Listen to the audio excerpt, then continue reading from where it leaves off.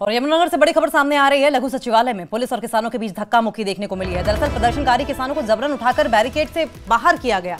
किसानों ने पुलिस पर लाठीचार्ज के आरोप लगाए हैं। सांसद नवीन जिंदल से मिलना चाहते थे प्रदर्शनकारी किसान। पुलिस ने दर्जनों प्रदर्शनकारी किसानों को हिरासत में ले लिया है।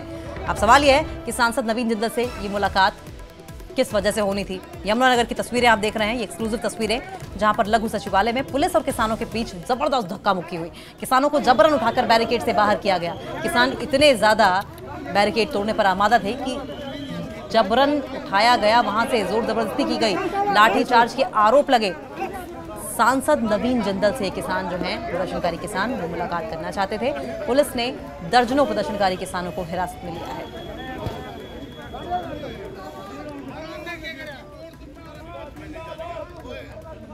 यहाँ के जो एसडीएम साहब हैं, उन्होंने हमारे को कहा भी 7 किसान रह जाओ, बाकी अपने घर चले जाओ। हमने सभी किसानों को एसडीएम के कहने से घर भेज दिया, लेकिन हमारे 7 किसानों को अंदर बैठाकर फिर भी हमारे को मिलने नहीं दिया।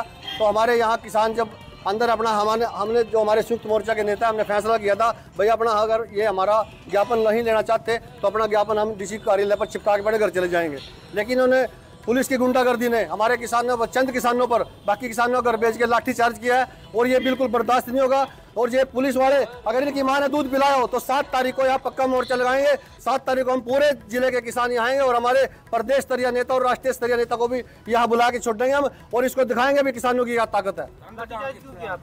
पता नहीं, लाठीचार्ज मनमर्जी है सरकार की। सरकार किसानों से नहीं मिलना चाहती। और बड़े शर्म की बात है, हमारे चुनिंदे जो एमपी बैठे हैं, एक कांग्रेस के भी एमपी, और मौलाना, क्या उन्होंने नहीं पता भी बाहर किसानों पर लाठी बरसाई जा रही है, भाई मीटिंग से उठ के बाहर आ जाए। और हमने यहाँ तक भी कह दिया भाई हमारे 2 किसान अंदर ग्रीवेंसिंग मीटिंग में ले जाओ, सिर्फ 2 किसान अपना ज्ञापन देकर अपने घर आ जाएंगे। लेकिन पूर्व भी इतनी तानाशाही इस सरकार की, 10 साल भी तानाशाही चली और 5 साल, लेकिन हम तुगल की फरमान सरकार को और सरकार की हर डंडे और लाठी का हम मुकाबला करेंगे। और कांग्रेस ने केंद्र और हरियाणा सरकार पर किसानों के खिलाफ षड्यंत्र करने का आरोप लगाया है। कांग्रेस नेता रणदीप सुरजेवाला ने आरोप लगाया कि जानबूझकर डीएपी और यूरिया की सप्लाई नहीं की जा रही है।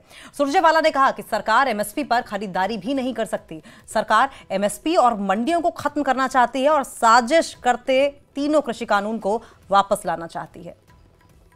एमएसपी को खत्म करने का भाजपाई षड्यंत्र अब सरकार के तथ्यों और आंकड़ों से बेनकाब हो चुका है और केवल हरियाणा और पंजाब में पिछले साल के मुकाबले 83 लाख टन, चौंकिए मत, 83 लाख टन धान कम खरीद की एमएसपी पर कटौती।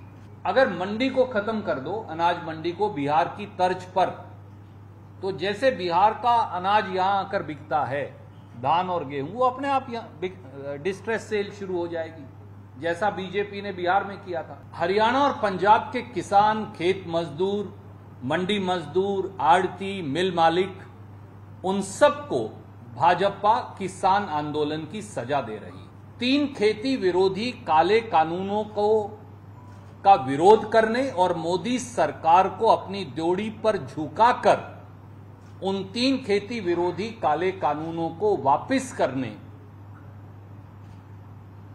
के एवज में साजिशन अब बदला लिया जा रहा है। खेती की उपज कम करने के लिए डीएपी और यूरिया उपलब्ध ही नहीं करवाई जा रही।